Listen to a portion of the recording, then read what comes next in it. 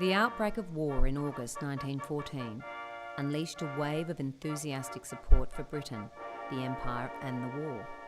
All the major political parties, as well as churches, community leaders and newspapers, supported Australia's entry to the war, seeing it as a moral necessity. Dubbo, like the rest of Australia, seemed on the surface to be both enthusiastic for the war and united in the support of it.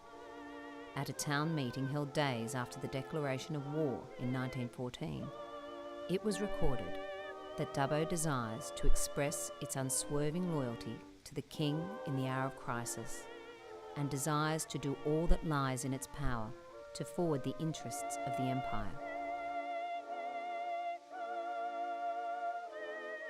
But what of us who remain behind? Our duty is more than the waving of flags and the singing of patriotic songs. Those things are all very laudable in their way as a means to the accomplishment of duty. Words must be only as incentive to the deeds. Most of us who remain behind may assist in some way or other to those who have gone to the front, or in the alleviation of the distress which the war is certain to entail at home.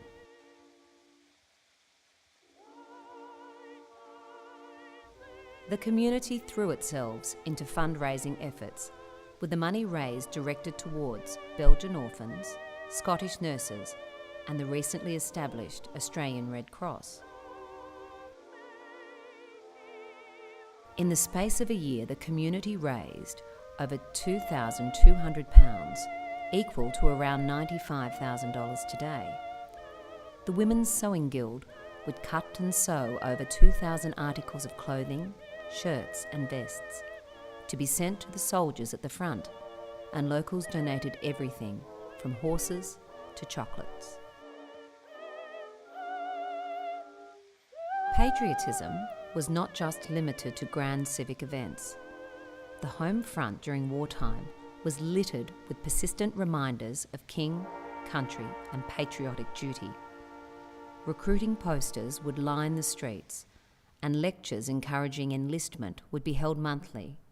And as Morton Ower remembered, the call to duty was being included in even the newest entertainment to hit Dubbo, the cinema. The kids at the matinee would scream their heads off when they watched the silent comedy of Charlie Chaplin or Fatty Arbuckle. The gazettes were not much, but the kids would balk when the German soldiers came on, and they'd cheer madly when they saw pictures of King George V or the Prince of Wales. A slide might follow the gazette with a man pointing to a caption that read, "Lord Kitchener needs you." This slide always used to frighten me, because I thought he must surely be pointing at me.